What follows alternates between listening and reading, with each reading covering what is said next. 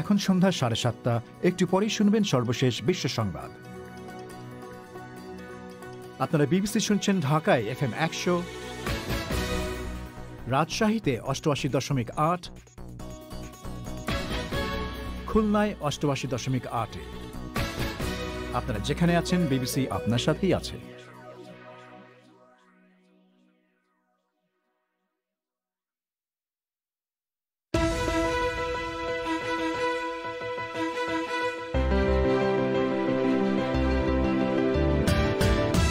BBC বাংলায় এখনকার প্রধান খবর। নতুন ধরনের করোনা ভাইরাস সংক্রমণের পর ব্রিটেন এখন এক বিচ্ছিন্ন দ্বীপ। বহু দেশ ব্রিটেনের সঙ্গে বিমান, রেল ও নৌ যোগাযোগ বন্ধ করে দিয়েছে। ব্রিটেনের অর্থনীতি কতখানি ঝুঁকির মুখে? যেসব ব্যবসায় এই সময় চলে, এরা সাংঘাতিকভাবে এমনিতেই ক্ষতিগ্রস্ত হয়েছেন।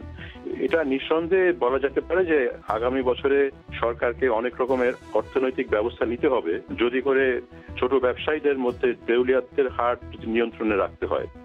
করোনা মহামারী মোকাবেলায় আগামী মে-জুন মাসে আরও 6 কোটি ডোজ ভ্যাকসিন আনা হচ্ছে বাংলাদেশে। রয়েছে খেলার খবর।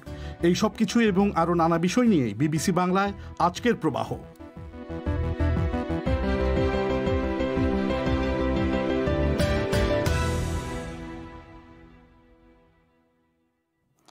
বিবিসি বাংলার সন্ধ্যেবেলার আয়োজন প্রবাহ শর্টওয়েভ ছাড়াও প্রচারিত হচ্ছে FM তরঙ্গে বাংলাদেশের প্রধান 10টি শহরে, আর ইন্টারনেটে অনুষ্ঠানটি লাইভ প্রচারিত হচ্ছে bbcbangla.com ওয়েবসাইট থেকে। আজকে প্রবাহে আপনাদের সবাইকে সাদর আমন্ত্রণ জানাচ্ছি আমি মাসুদ হাসান খান। যেমনটা একটু আগে শুনছিলেন, নতুন ধরনের করোনা ভাইরাসের সংক্রমণের মুখে অন্তত 48 ঘন্টার জন্য হলেও ব্রিটেন এক বিচ্ছিন্ন দ্বীপে পরিণত হয়েছে। ইউরোপ সহ বহু দেশ ব্রিটেনের সঙ্গে বিমান, রেল ও নৌ যোগাযোগ অন্তত 48 ঘন্টার জন্য বন্ধ করে দিয়েছে। ইংলিশ চ্যানেলের তলায় ইউরো টানেলটিও বন্ধ রাখা হয়েছে। ডোভারের সমুদ্র বন্দরটিতে কার্যক্রম স্থগিত করা হয়েছে। পরিস্থিতি মোকাবেলায় প্রধানমন্ত্রী বরিস জনসন এক জরুরি বৈঠকে বসছেন। ওদিকে ব্রিটেনের নতুন ধরনের করোনার জীবাণু সংক্রমণ কতখানি জরুরি তা খতিয়ে দেখার জন্য ইউরোপীয় ইউনিয়নের সদস্য 27টি দেশের নেতারাও আলাদাভাবে বৈঠক করছেন। এ নিয়ে সর্বশেষ সংবাদ জানানোর জন্য আমাদের সঙ্গে অনুষ্ঠানে যোগ দিচ্ছেন সহকর্মী পুলক গুপ্ত। পুলক, ব্রিটিশ প্রধানমন্ত্রীর এই যে জরুরি বৈঠকের কথা আমরা শুনছি, কি জানা যাচ্ছে এই সম্পর্কে? মাসুদ, ব্রিটিশ সরকারের যে কোনো জরুরি পরিস্থিতি মোকাবিলার জন্য যে কমিটি, যেটাকে বলা হয় কোবরা, সেটার একটা বৈঠক হবে আজই, আরো কিছুটা পরে। তাতে প্রধানমন্ত্রী বরিস জনসন সভাপতিত্ব করবেন। আর একটু আগেই জানানো হয়েছে যে প্রধানমন্ত্রী বরিস জনসন একটা সংবাদ সম্মেলনও করবেন ডাউনিং স্ট্রিটে, এবং সেটার লক্ষ্য হবে যে এই প্যান্ডেমিকের ব্যাপারে সর্বশেষ তথ্য দিয়ে জনগণকে অবহিত করা। তবে অন্যদিকে যেটা হচ্ছে যে ইউরোপের সঙ্গে এখন, যেটা আপনি শুরুতেই বলেছেন, যে ব্যবসা বাণিজ্য, পর্যটন থেকে শুরু করে সড়ক এবং বিমান পথে প্রায় সব যোগাযোগই এখন বন্ধ, এবং বলা হচ্ছে যে এই পদক্ষেপগুলো সাময়িক এবং বিভিন্ন দেশ, ইউরোপের বিভিন্ন দেশ বিভিন্ন রকমের পদক্ষেপ নিচ্ছে। তবে ইউরোপিয়ান কাউন্সিলের একটা বৈঠক আজকেই হওয়ার কথা, যেটা ইউরোপের দেশগুলোর যে কর্মপন্থা সেটার একটা সমন্বয় করবে, কারণ এখন পর্যন্ত এক একটা দেশ এক এক রকমের পদক্ষেপের কথা ঘোষণা করেছে। তো কি ধরনের পদক্ষেপের কথা মানে আমরা শুনতে পাচ্ছি যারা ইউরোপ?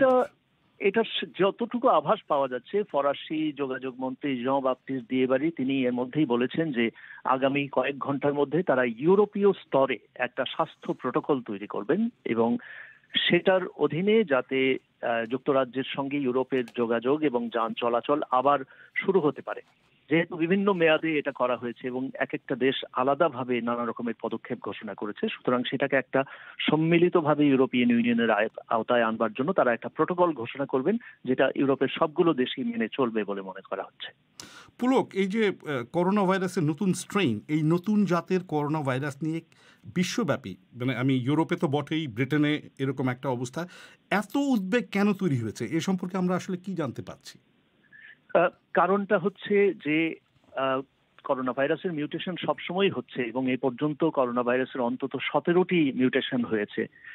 কিন্তু এটার ব্যাপারে যেটা জানা যাচ্ছে যে প্রথমে সেপ্টেম্বর মাসে যখন এটা ধরা পড়েছিল, তখন লন্ডনের 1/4 করোনা ভাইরাস কেস এই নতুন ভ্যারিয়েন্টের কারণে হয়েছিল। ডিসেম্বর মাসে দেখা যায় যে লন্ডন এলাকার 2/3 সংক্রমণই এই বিশেষ ভ্যারিয়েন্টের কারণে হয়েছে। তার ফলে বিজ্ঞানীরা বুঝতে পারেন যে এটা অত্যন্ত দ্রুত ছড়াচ্ছে, এবং যেটা জানা গিয়েছে যে এই ভাইরাসটা অত্যন্ত সহজে সংক্রমিত হতে পারে, এবং অত্যন্ত দ্রুত গতিতে সংক্রমিত হতে পারে। করোনা ভাইরাসের ছবি যারা দেখেছেন যে কাঁটা এটার গায়ে কাঁটার মতন যে যে কিছু জিনিস থাকে, সেই কাঁটাগুলো কাজ হচ্ছে যে মানব দেহের যে কোষগুলো সেগুলোর সঙ্গে আটকে দেয়া ভাইরাসটাকে এবং কোষের ভেতরে ঢোকা। তো সেই কাঁটার মতন জিনিসের প্রোটিনের ভেতরে এমন একটা পরিবর্তন এনেছে এই করোনা ভাইরাসের নতুন সংক্রমণটি, যার ফলে এটা খুব সহজে আটকে যেতে পারে এবং খুব সহজে মানুষের দেহের কোষের ভেতরে ঢুকে পড়তে পারে। তো তার ফলে এটার সংক্রমণ অনেক সহজ হয়ে গিয়েছে, সেটাই অন্তত ল্যাবরেটরির পরীক্ষায় দেখার পরে বিজ্ঞানীরা বলছেন। আপনাকে অনেক অনেক ধন্যবাদ। ব্রিটেনের নতুন ধরনের করোনা ভাইরাস এবং তার প্রতিক্রিয়া সম্পর্কে শুনছিলেন সহকর্মী পুলক গুপ্তর কাছে। ইউরোপীয় ইউনিয়নের সাবেক সদস্য হওয়ার সুবাদে ওই অঞ্চলের সঙ্গে ব্রিটেনের বাণিজ্যিক যোগাযোগ সবচেয়ে বেশি। প্রতিদিন প্রচুর পরিমাণে নানা ধরনের পণ্য ইউরোপ থেকে ব্রিটেনের বন্দরগুলোতে এসে পৌঁছায়, কিন্তু সেগুলো এখন ব্যাহত হবে এই নিষেধাজ্ঞার ফলে। বিষয়টি নিয়ে আমি কথা বলছিলাম লন্ডনের school of oriental and African studies বা সোয়াসের অর্থনীতির অধ্যাপক ডক্টর মুশতাক খানের সঙ্গে। তার কাছে আমি জানতে চেয়েছিলাম, বিমান, রেল, সড়ক আর নৌ যোগাযোগ বন্ধ থাকার ফলে ব্রিটেনের অর্থনীতির উপর সর্বশেষ এই ঘটনাগুলোর কি কোনো নেতিবাচক প্রভাব পড়তে পারে? এটা নির্ভর করছে এটা কতদিন চলে এবং কতটা কড়াকড়ির সঙ্গে এই নিষেধাজ্ঞাগুলো চলতে থাকে। আসলে এতে করে আমরা যেটা বুঝতে পারছি যে এই কোভিড নিয়ে বিশ্বব্যাপী একটা আতঙ্ক সৃষ্টি হয়েছে, কারণ এখন এই নতুন নমুনাটি এটা আসলেই কি বেশি মারাত্মক কিনা সেটা কিন্তু বৈজ্ঞানিকভাবে আমরা জানি না। আমরা যেটা জানি যেটা সম্ভবত এটার সংক্রমণ হারটা আগের থেকে একটু বেশি। তো এই তথ্যের ভিত্তিতে এখন আরো গবেষণা চলবে এবং খুব শিগগিরই কিন্তু বিজ্ঞানীরা একটা জায়গায় আসবেন যে এটাকে আপনার নিয়ন্ত্রণে রাখার জন্য কি কি নিয়ম পালন করতে হবে। এবং আমি মনে করি না এটা খুব বেশি সময় লাগবে। যদি এমন হয় যে এটা একটা সাংঘাতিক মারাত্মক ধরনের কোভিড, তাহলে কিন্তু জিনিসটা খুব অন্য রকমের হবে। কিন্তু এখন পর্যন্ত আমরা যে তথ্য দেখেছি এটা খুব বেশি মারাত্মক ধরনের কোভিড না, এটা সংক্রমণের হারটা বেশি। তো সেই কারণে আমার মনে হয় যে খুব শিগগিরই এই নিষেধাজ্ঞাগুলো শিথিল হবে। কিন্তু ইতিমধ্যে আমরা দেখেছি যে শেয়ার বাজারে এবং আমাদের পাউন্ডের মূল্যমানে 2-3% হ্রাস পেয়ে গেছে ইতিমধ্যেই। ব্রিটেনের খাদ্য ও পানীয় পাইকারদের প্রতিষ্ঠান ফুড অ্যান্ড ড্রিঙ্ক ফেডারেশন মনে করছে যে এসব নিষেধাজ্ঞার ফলে অন্তত স্বল্প মেয়াদে হলেও খাদ্যপণ্যের দাম বেড়ে যেতে পারে। আপনার কি মনে হয় যে নতুন ধরনের এই করোনা ভাইরাস এখনকার সমস্যাকে ব্রিটেনের জন্য আরো জটিল করে তুলতে পারে? অবশ্যই পারে, যদি এটা যদি এমনিতেই আমরা ব্রেক্সিটের কারণে অনেক রকমের অনিশ্চয়তার মধ্য দিয়ে যাচ্ছি এবং এই মাসের শেষ পর্যন্ত যদি কোনো ধরনের চুক্তিতে তারা উপনীত না হয়, তাহলে এমনিতেই কিন্তু অনেক খাদ্য শস্যের দাম বাড়বে, কারণ তার উপরে কর বসাতে হবে আন্তর্জাতিক আইন অনুযায়ী। সেটাও নির্ভর করে এখন আসলে যুক্তরাজ্যের সরকার কি সিদ্ধান্তে আসে। কিন্তু এই যে আমাদের ইউরোপের সঙ্গে খাদ্যশস্যের আমদানি রপ্তানি, এটা এমনিতে কিন্তু ব্রেক্সিটের জন্য কিছুটা বিঘ্নিত হচ্ছিল, তার উপরে আসলো এই কোভিড সম্পর্কে যেই সব নিষেধাজ্ঞাগুলো আসলো, এতে করে আরো একটা ধাক্কা লাগবে। কিন্তু এর মানে এই না যে দোকানে খাদ্য পাওয়া যাবে না বা তার সরবরাহ শেষ হয়ে যাবে, সেটার এখনো কোনো কিন্তু আশঙ্কা। ব্রিটিশ সরকারও এই কথাই বলছে যে তাদের যথেষ্ট পরিমাণে মজুদ রয়েছে। কিন্তু কোভিড মহামারীতে ব্রিটেনের বিক্রি বাট্টাও, আমি বলছি যে রিটেইল বিজনেস যেটাকে বলে, সেটাও অনেক ক্ষতিগ্রস্ত হয়েছে। তো ক্রিসমাসের সময় সেটা অনেকটা পুষিয়ে নেওয়ার আশা করছিলেন ব্যবসায়ীরা। এখন নতুন এসব নিষেধাজ্ঞার ফলে আমরা কি ধরে নিতে পারি যে খুচরা ব্যবসা আরো ক্ষতিগ্রস্ত হবে, কারণ সেই উইন্ডোটা এখন আর থাকছে না? নিঃসন্দেহে এই ছুটির মৌসুমে ব্যবসায়ী, রেস্টুরেন্ট মালিক, যারা খাদ্য এবং এই সময়কার যেসব ব্যবসায় এই সময় চলে, এরা সাংঘাতিকভাবে এমনিতেই ক্ষতিগ্রস্ত হয়েছেন। এবং এটা নিঃসন্দেহে বলা যেতে পারে যে আগামী বছরে সরকারকে অনেক রকমের অর্থনৈতিক ব্যবস্থা নিতে হবে যদি করে এই ছোট ব্যবসায়ীদের মধ্যে দেউলিয়াত্বের হার নিয়ন্ত্রণে রাখতে হয়। এটা নিঃসন্দেহে হবে। এর উপরে এখন এই কোভিড সমস্যাটা দেখা দিচ্ছে, কিন্তু তার আগে কিন্তু এখানে অবস্থা খুব খারাপ ছিল। কথা বলছিলাম সোয়াসের অধ্যাপক ডক্টর মুশতাক খানের সঙ্গে। আপনারা শুনছেন বিবিসি বাংলার সন্ধেবেলার আয়োজন প্রবাহ। আপনাদের সঙ্গ দিচ্ছি আমি মাসুদ হাসান খান। বাংলাদেশের সরকার বলছে করোনা ভাইরাস মোকাবেলা আগামী বছরের মে-জুন মাসে আরও 6 কোটি ডোজ ভ্যাকসিন আনা হবে। স্বাস্থ্যমন্ত্রী জাহিদ মালেক আজ মন্ত্রিপরিষদের এক বৈঠকে এই তথ্য জানিয়েছেন। তার আগে ফেব্রুয়ারি মাসের প্রথম সপ্তাহ নাগাদ আসতে যাচ্ছে 3 কোটি ডোজ ভ্যাকসিনের প্রথম অংশ হিসাবে 50 লাখ ডোজ ভ্যাকসিন। এদিকে কবে থেকে এই ভ্যাকসিন দেওয়া শুরু হবে, কারা ভ্যাকসিন পাবেন, কোন বিবেচনায় তাদের বাছাই করা হবে, এসব নির্ধারণে প্রধানমন্ত্রীর নেতৃত্বে গঠিত জাতীয় কমিটি ইতিমধ্যেই কিছু বিষয় চূড়ান্ত করেছে বলে জানা যাচ্ছে। বিস্তারিত শুনুন সংবাদদাতা সাইয়েদা আক্তারের কাছে। বাংলাদেশে সোমবার মন্ত্রী পরিষদের বৈঠকে স্বাস্থ্যমন্ত্রী জাহিদ মালেক জানিয়েছেন 2021 সালের মে-জুন মাস নাগাদ আরও 6 কোটি ডোজ ভ্যাকসিন আনা হবে। বৈঠক শেষে ব্রিফিংয়ে মন্ত্রিপরিষদ সচিব খন্দকার আনোয়ারুল ইসলাম বলেছেন, প্রথম দফার 3 কোটি ডোজের পর নতুন করে 6 কোটি ডোজ ভ্যাকসিন আনতে যাচ্ছে সরকার, যা দিয়ে আরও 3 কোটি মানুষকে ভ্যাকসিন দেওয়া যাবে। স্বাস্থ্যমন্ত্রী ভ্যাকসিনের কথা বলছেন যে আরও 4 কোটি আসবে মে-জুন মাসের মধ্যে। 3 কোটি মানুষের জন্য বলছেন, 20% বলছেন যে দুইটা মিলে আমাদের 20% হয়ে যাবে, তার মানে 3 কোটি মানুষের জন্য বলছেন। এটা ওনাকে চেক করা হয়েছিল, উনি 3 কোটি মানুষের জন্য, এবং এই জন্য গ্রাসরুট লেভেল পর্যন্ত সবাইকে ট্রেনিং দেওয়া অলরেডি শুরু করে দেওয়া হয়েছে। প্লাস এই যে ভ্যাকসিন দেওয়ার ফলে যে ইনজেকশন বা কটন যেগুলি ইউজ করা হবে এগুলি কীভাবে ডিসপোজাল করা হবে সেইভাবে ট্রেনিং দেওয়া হচ্ছে। ইপিএ এর যে একটা ব্যাপক কার্যক্রম আছে সেই চেনটাকে মেইনলি ইউজ করতে চাচ্ছেন, বিভিন্ন হাসপাতালগুলি ইউজ করতে চাচ্ছেন এবং প্রাইভেট সেক্টরের হাসপাতালগুলিও ইউজ করতে চাচ্ছেন। মন্ত্রিপরিষদ সচিব মিস্টার ইসলাম জানিয়েছেন, বৈঠকে করোনা ভাইরাস মোকাবেলায় স্বাস্থ্যবিধি কঠোরভাবে প্রয়োগের জন্য স্থানীয় সরকার এবং জনপ্রতিনিধিদের সক্রিয় হওয়ার জন্য নির্দেশনা দিয়েছেন প্রধানমন্ত্রী শেখ হাসিনা। বাংলাদেশে নভেম্বর মাসের শুরুতে করোনা ভাইরাস ঠেকাতে 3 কোটি ডোজ ভ্যাকসিন আনার জন্য স্বাস্থ্য মন্ত্রণালয় ভারতের serum institute of India private limited এবং বাংলাদেশের বেক্সিমকো ফার্মাসিউটিক্যালস লিমিটেডের সঙ্গে একটি ত্রিপক্ষীয় সমঝোতা স্মারক সই করে। গত সপ্তাহে ওই প্রতিষ্ঠান দুটির সাথে একটি ক্রয় চুক্তিও স্বাক্ষর করে সরকার। চুক্তি স্বাক্ষরের পর স্বাস্থ্যমন্ত্রী বলেছিলেন, জানুয়ারি শেষে অথবা ফেব্রুয়ারির শুরুতে অক্সফোর্ড অ্যাস্ট্রাজেনেকার তৈরি ভ্যাকসিন পৌঁছাবে বাংলাদেশে। এখন প্রশ্ন হচ্ছে, নতুন যে 6 কোটি ডোজ ভ্যাকসিন আনতে যাচ্ছে সরকার, সেটা কোথা থেকে আনা হবে, আর সেই ভ্যাকসিনও কি কিনতে হবে? স্বাস্থ্য অধিদপ্তরের অতিরিক্ত মহাপরিচালক অধ্যাপক মির্জেদি সেব্রিনা ফ্লোরা বলেছেন, কোভ্যাক্সের মাধ্যমে দেশের জনসংখ্যার 20% মানুষের জন্য আসছে ওই 6 কোটি ডোজ ভ্যাকসিন। আমাদের তো এক হচ্ছে আমরা 3 কোটি ডোজ কিনেছি, যেটা আপনি জানেন বাইলেটারাল এগ্রিমেন্টের মাধ্যমে সিরাম ইনস্টিটিউট থেকে, এটা হচ্ছে 3 কোটি ডোজ। আর কোভ্যাক্সে আরো 20% পপুলেশনের জন্য কোভ্যাক্সের মাধ্যমে ভ্যাকসিন দেওয়া হবে। সে বিষয়ে আমাদের অ্যাপ্লিকেশন চলে গেছে, ওটা অ্যাকসেপ্টেবল হয়েছে। তো যখন কোভ্যাক্সের ভ্যাকসিনটা ডিস্ট্রিবিউশন হবে তখন আমরা সেটা পেয়ে যাব। তো ওইটা কি আমরা কিনবো নাকি অনুদান হিসেবে আসবে? ওটা ঠিক অনুদান বলতে পারেন, কিন্তু ওখানে কো ফাইন্যান্সিং এর একটা বিষয় আছে, কিছুটা কস্ট শেয়ার করতে হবে, কিন্তু এটা লো কস্টের আর সাবসিডাইজড রেটে। এখন ভ্যাকসিন এলে সেটি কিভাবে সংরক্ষণ করা হবে, কিভাবে বন্টন করা হবে, কারা অগ্রাধিকার ভিত্তিতে পাবেন, তাদের কিভাবে নির্বাচন করা হবে, এসব বিষয় নিয়ে কাজ করছে টিকা ব্যবস্থাপনার জন্য সরকারের গঠিত জাতীয় কমিটি, যার নেতৃত্বে রয়েছেন প্রধানমন্ত্রী শেখ হাসিনা। জাতীয় কমিটি ইতিমধ্যে একটি কর্মকৌশলের খসড়া চূড়ান্ত করেছে। অধ্যাপক মির্জেদি সেব্রিনা ফ্লোরা বলেছেন, ভ্যাকসিন পাওয়ার জন্য অগ্রাধিকার কোন মানদণ্ড অনুযায়ী নির্ধারিত হবে সেটি ইতিমধ্যেই চূড়ান্ত করেছে কমিটি। এখন তালিকা প্রস্তুত করার কাজ চলছে।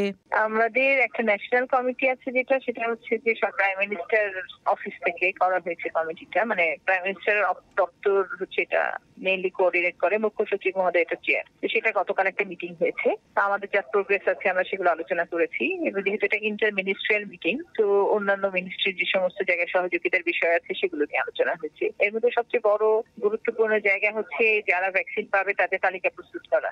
তো আমরা কারা পাবে প্রায়োরিটি ক্রাইটেরিয়াটা আমরা ফাইনাল করেছি। এখন এই তালিকা প্রস্তুত করার কাজ নিয়ে আইসিডি ডিভিশন আমাদেরকে সহযোগিতা করছে, এর জন্য সফটওয়্যার ডেভেলপ করে কিভাবে রেজিস্ট্রেশন পদ্ধতিটা আমরা করবো সেটা নিয়ে এখন কাজ করছি। সরকার ইতিমধ্যে জানিয়ে দিয়েছে, ভ্যাকসিন পাওয়ার ক্ষেত্রে কোভিড-19 রোগীদের চিকিৎসা দিচ্ছেন এমন স্বাস্থ্যকর্মীরা অগ্রাধিকার পাবেন।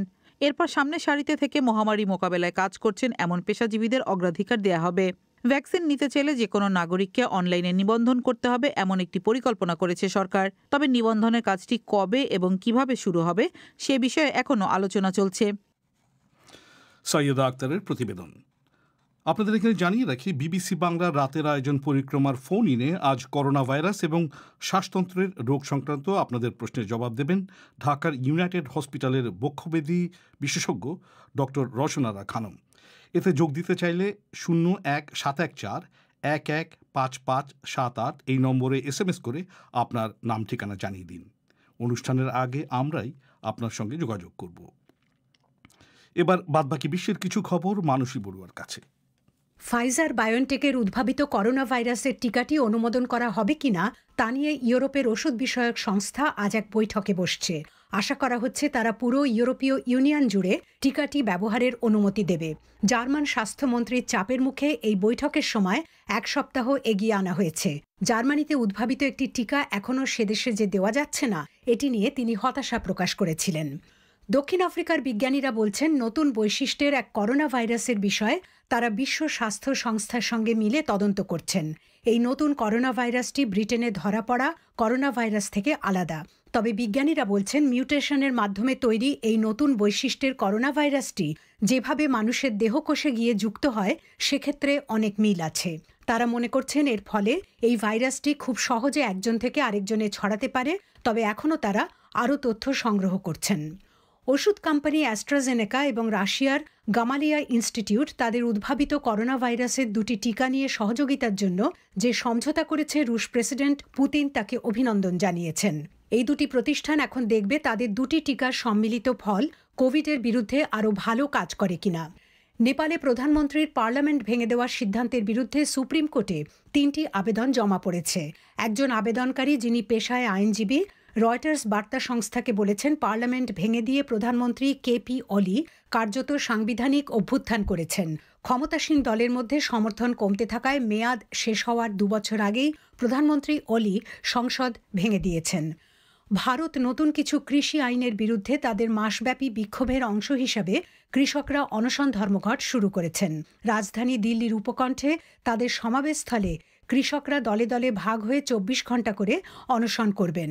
বৃহস্পতি এবং শনি গ্রহ আজ রাতে এমনভাবে সারিবদ্ধ হবে যে খালি চোখে আকাশে এই দুই গ্রহকে অভিন্ন একটি বড় উজ্জ্বল আলো হিসাবে দেখা যাবে। মহাকাশ বিজ্ঞানীরা বলছেন মহাকাশে এমন বিরল ঘটনা এবং দৃশ্য গত 800 বছরে দেখা যায়নি। মানসী বড়ুয়া, এবার আপনাদের নিয়ে যাব খেলার মাঠে।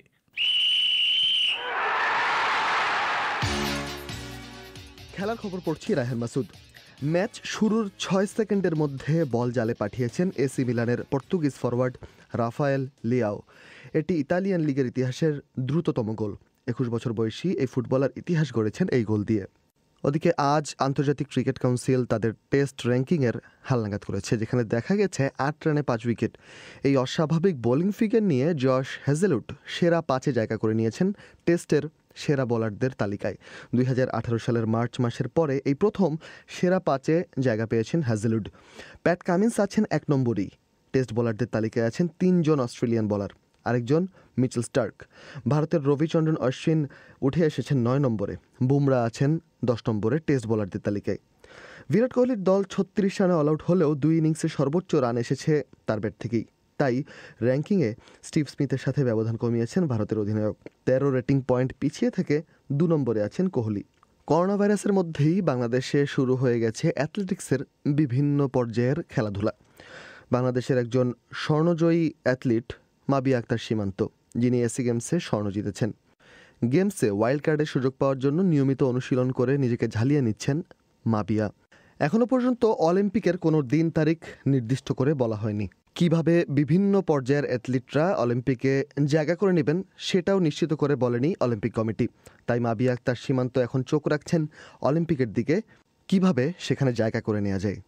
একটা কোয়ালিফাই বাকি আছে, ওটা যদি ওনারা পুনরায় করতে চায়, লকডাউনের যেহেতু শেষ হয়ে গেছে অলিম্পিকের ডেট কনফার্ম হওয়ার পরে, তাহলে সেটাই আমি পার্টিসিপেট করব। আর যদি তারা এই করোনা ভাইরাসের জন্য সেটা কম্প্রোমাইজ করে, তাহলে আমার শর্ত তো হয়েই গেছে। যেটা রেজাল্ট এসেছিল সেটা হচ্ছিল 50-50 রেজাল্ট এসেছিল, যে আমার ইনপুট পারফরমেন্স আছে এবং আমার কোয়ালিফাইং স্পিরিট আছে, তো আমাকে ওনারা বিবেচনায় রেখেছে। লাস্ট কোয়ালিফাইয়ের পরে তারা ফাইনাল করবে। লকডাউনে আমার একটা প্লাস পয়েন্ট হয়েছিল যে আমার একটা ইনজুরি রিকভার হয়েছে, কিছুটা 100% হয়নি, কিছুটা হয়েছে, যার জন্য এখন ট্রেনিং করতে পারছি এবং নিজের বডি ওয়েটটা মাইনাস করেছি এবং নিজের পুরনো জায়গায় এসেছি। সম্প্রতি একটি আন্তঃসংস্থা প্রতিযোগিতায় মাবিয়া আক্তার সীমান্ত প্রথম স্থান অধিকার করেছেন। ইংলিশ প্রিমিয়ার লিগে লিডসের সাথে 6 গোল দিয়ে পয়েন্ট তালিকার 3 নম্বরে উঠে এসেছে ম্যানচেস্টার ইউনাইটেড। আজ রাতে রয়েছে চেলসি ও ওয়েস্ট হ্যামের মধ্যকার একটি ম্যাচটি শুরু হবে বাংলাদেশ সময় রাত 2টায়। নিউজিল্যান্ড ও পাকিস্তানের মধ্যকার তৃতীয় টি-20 ম্যাচ আগামীকাল দুপুর 12টায় শুরু হবে। এই সিরিজটি ইতোমধ্যে নিষ্পত্তি হয়ে গেছে। সিরিজের প্রথম দুটি ম্যাচেই জয় পেয়েছে নিউজিল্যান্ড। ওদিকে প্রথম টেস্টের পাকিস্তান স্কোয়াড থেকে বাদ পড়েছেন বাবর আজম ও ইমামুল হক। চোটের কারণে এ দুজনকে দলে রাখা হয়নি। ইমরান বাট এখনও পর্যন্ত যিনি কোনো টেস্ট খেলেননি, তিনি 17 সদস্যের এই স্কোয়াডে জায়গা করে নিয়েছেন। পাকিস্তান এবং নিউজিল্যান্ডের মধ্যকার প্রথম টেস্ট ম্যাচ 26শে ডিসেম্বর বক্সিং ডেটে অনুষ্ঠিত হবে মাউন্ট মঙ্গোয়াইতে। রায়হান মাসুদ। বাংলাদেশে নির্বাচন কমিশনের বিরুদ্ধে গুরুতর অসদাচরণ এবং দুর্নীতির অভিযোগ তুলে 42 জন বিশিষ্ট নাগরিক যে বিবৃতি দিয়েছেন তা নিয়ে রাজনৈতিক অঙ্গনে ব্যাপক আলোচনা সৃষ্টি হয়েছে। এমন বিবৃতির পেছনে রাজনৈতিক উদ্দেশ্য থাকার অভিযোগ এনে আওয়ামী লীগ নেতারা বলছেন তারা বিষয়টাকে রাজনৈতিকভাবেই মোকাবেলা করবেন। অন্যদিকে বিরোধী দল বিএনপি নির্বাচন কমিশনের বিরুদ্ধে ওই বিবৃতিকে স্বাগত জানিয়েছে। দুদিন আগে 42 জন বিশিষ্ট নাগরিক নির্বাচন কমিশনের বিরুদ্ধে বিবৃতি দেওয়ার পাশাপাশি রাষ্ট্রপতির কাছে চিঠি দিয়ে সুপ্রিম জুডিশিয়াল কাউন্সিল গঠনের দাবি জানিয়েছেন। ঢাকা থেকে কাদির কল্লোল। নির্বাচন কমিশনের বিরুদ্ধে নির্বাচন পরিচালনায় ব্যর্থতার অভিযোগ অনেক পুরনো। এখন কমিশনের বিরুদ্ধে আর্থিক অনিয়ম সহ দুর্নীতির অভিযোগ সামনে এনেছেন 42 জন বিশিষ্ট নাগরিক। আওয়ামী লীগের সিনিয়র কয়েকজন নেতা নির্বাচন কমিশন নিয়ে এমন বিবৃতির সাথে বিএনপির যোগসূত্র থাকার অভিযোগ করেছেন। দলটির প্রেসিডিয়াম সদস্য এবং মন্ত্রী ড আব্দুর রাজ্জাক জানিয়েছেন, বিষয়টি নিয়ে তারা তাদের দল এবং সরকারের উচ্চ পর্যায়ে আলোচনা করেছেন। তারা মনে করেন এখন হঠাৎ করে এই বিবৃতি দেয়া হয়েছে রাজনৈতিক উদ্দেশ্য থেকে, আর এই বিবৃতিতে স্বাক্ষরকারীদের সবাই বিস্তারিত সবকিছু জেনে স্বাক্ষর করেছেন কিনা এ নিয়েও তাদের সন্দেহ তৈরি হয়েছে বলে ড রাজ্জাক উল্লেখ করেন। তিনি বলছিলেন, যারা বিবৃতি দিয়েছেন জাতির অনেক গুরুত্বপূর্ণ ইস্যুতে অনেক সময় তারা নীরব থাকেন। এই কয়েকদিন আগেই জাতির পিতার ভাস্কর্যকে ধর্মান্ধরা স্বাধীনতা বিরোধী শক্তি ভাঙ্গা হচ্ছে, সেই ব্যাপারে কিন্তু ওনারা কোনো বক্তব্য দেন না। আপনি নিজেও জানেন যে সুপ্রিম জুডিশিয়াল কাউন্সিল নিয়ে প্রধান বিচারপতির বিষয় নিয়ে অনেক উনি নিয়ে এসেছিলেন, তখনই তো আমরা এটা নিয়ে অনেক আলোচনা করি। কাজে এই সুপ্রিম জুডিশিয়াল কাউন্সিলের ইস্যু নতুন করে এনে তার সাথে নির্বাচন কমিশনকে জড়িয়ে বক্তব্য রাজনৈতিক উদ্দেশ্যে দেওয়া হয়েছে। যখন আমরা দেখছি যে দেশে একটা অস্থিরতা সৃষ্টি করার জন্য এই যে ধর্মান্ধ হেফাজত চেষ্টা করছে, তার মধ্যে নতুন একটা উপাদান আমার মনে হয় ঢুকিয়ে দেওয়া হয়েছে। অধ্যাপক সিরাজুল ইসলাম চৌধুরী, সুলতানা কামাল এবং বদিউল আলম মজুমদার সহ 42 জন বিশিষ্ট নাগরিকের বিবৃতির পেছনে নির্বাচন কমিশনও রাজনীতি দেখছে। একজন নির্বাচন কমিশনার অবসরপ্রাপ্ত ব্রিগেডিয়ার শাহাদাত হোসেন চৌধুরী বলেছেন, দু একটি পত্রিকায় প্রকাশিত অভিযোগের বিরুদ্ধে তারা বিভিন্ন সময় প্রতিবাদ করেছিলেন, কিন্তু সেসব অভিযোগই এখন সামনে আনা হয়েছে। এদিকে বিএনপি মহাসচিব মির্জা ফখরুল ইসলাম আলমগীর বিশিষ্ট নাগরিকদের এই বিবৃতির জন্য ধন্যবাদ জানিয়েছেন।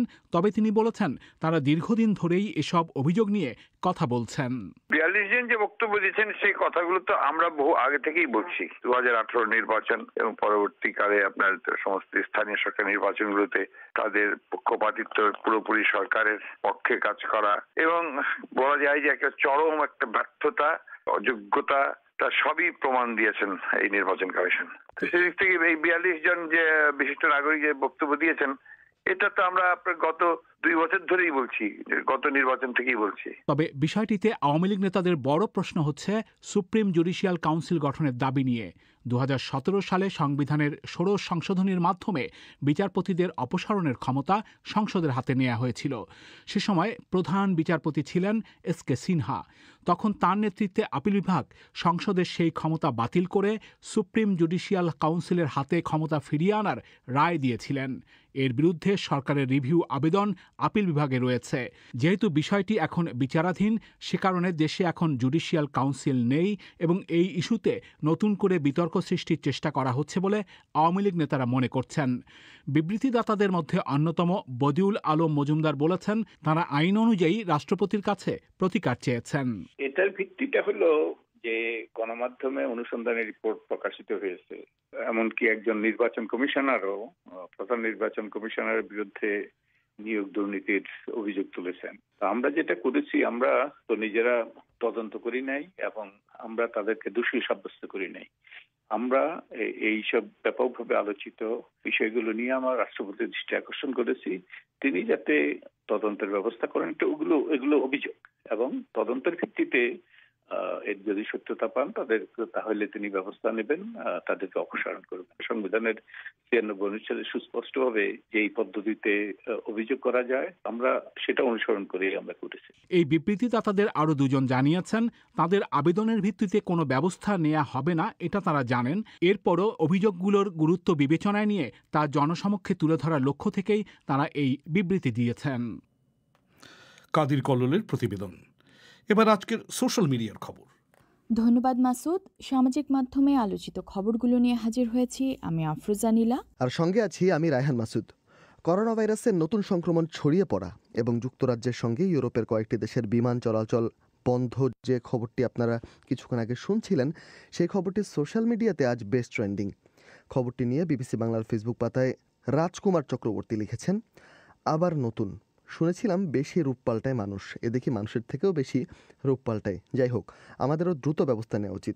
মোহাম্মদ হোসেন লিখেছেন, নতুন ভ্যারিয়েন্টের এই করোনা 70% বেশি ট্রান্সমিটেবল, তবে মোটেই আগের ভ্যারিয়েন্টের মতো ততটা প্রাণঘাতী নয়। আর শামীম আহমেদের মন্তব্য, করোনাটা দেখি মারাত্মক চরিত্রহীন, এক এক জায়গাতে এক এক রূপ ধারণ করছে। আরিফ হোসেন বলছেন, একটি প্রাণ তার পরিবারের সত্তা, পুরো পৃথিবী। দেশের জনগণের সর্বোচ্চ সুরক্ষা দেয়া সরকারের মুখ্য দায়িত্ব। সেই লক্ষ্যে বাংলাদেশ সরকারও ব্রিটেনের ভ্রমণসহ যাবতীয় যাতায়াত নিয়ে ভেবে দেখা উচিত। মনিরুজ্জামান শিকদার লিখেছেন, পৃথিবী থেকে সুখ মনে হয় চলে যাচ্ছে।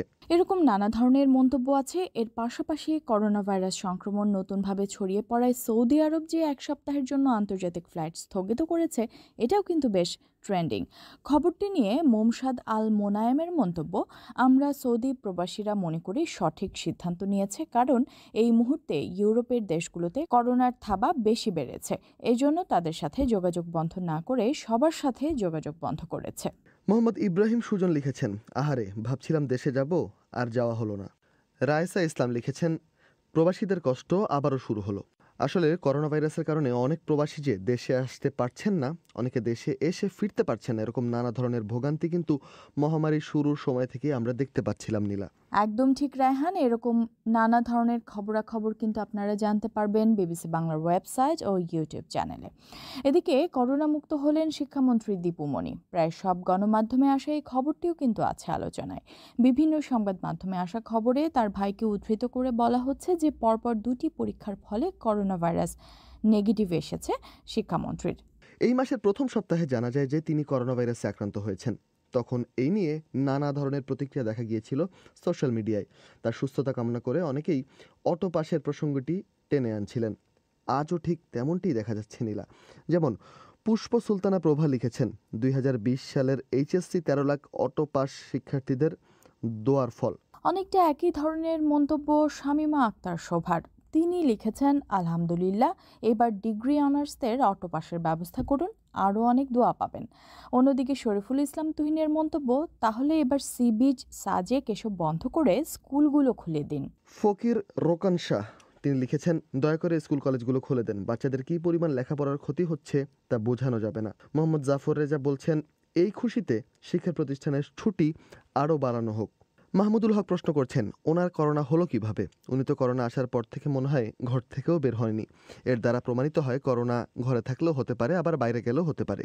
এদিকে বিএনপি আজ বাংলাদেশ ভারত সীমান্ত হত্যার প্রতিবাদে কালো পতাকা উত্তোলনের যে কর্মসূচি পালন করেছে, সেই খবরটিও আছে আলোচনায়। খবরটি নিয়ে আয়শা জাবিনের মন্তব্য, আশা করি এবার আপনাদের কর্মসূচি আন্দোলনের মাধ্যমে গণতন্ত্রের ধারাবাহিকতা অক্ষুণ্ণ থাকবে।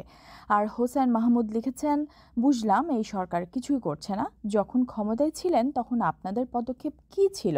মারুফ খান প্রশ্ন করেছেন, এখনো পর্যন্ত সীমান্তে কাঁটাতার নির্মাণ করা হচ্ছে না কেন? সাথী লিখেছেন, সীমান্তে অবৈধভাবে যাওয়া আসা, গরু পাচার এগুলো বন্ধ করা যায় কিভাবে তা ভেবে কথা বলুন, কর্মসূচি পালন করুন। তো এই ছিল সামাজিক যোগাযোগ মাধ্যমে আলোচিত খবরগুলো নিয়ে আমাদের আজকের আপডেট। সঙ্গে থাকার জন্য ধন্যবাদ সবাইকে। এবারে অধিবেশন শেষ করার আগে সংবাদ শিরোনাম আরেকবার। নতুন ধরনের করোনা ভাইরাস সংক্রমণের পর ব্রিটেন এখন এক বিচ্ছিন্ন দ্বীপ। বহু দেশ ব্রিটেনের সঙ্গে বিমান, রেল ও নৌ যোগাযোগ বন্ধ করে দিয়েছে। করোনা মহামারী মোকাবেলায় আগামী মে-জুন মাসে আরও 6 কোটি ডোজ ভ্যাকসিন আনা হচ্ছে বাংলাদেশে। বিবিসি থেকে আমাদের পরবর্তী অনুষ্ঠান পরিক্রমা প্রচারিত হবে আজই বাংলাদেশ সময় রাত 10:30 আর ভারতে রাত 10টায়। সেই অনুষ্ঠানে থাকছে ফোন ইন। সেই অধিবেশন শোনার আমন্ত্রণ জানিয়ে এখনকার মতো বিদায় নিচ্ছি আমি মাসুদ হাসান খান। ধন্যবাদ বাংলা আয়োজনে সঙ্গ দেওয়ার জন্য।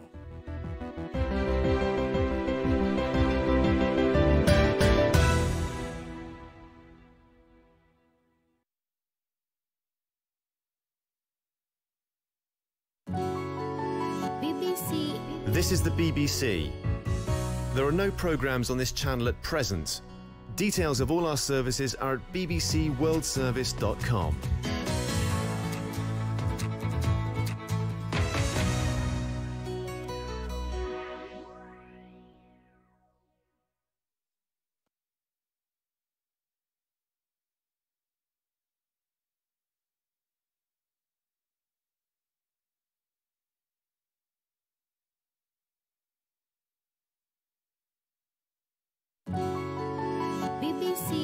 This is the BBC.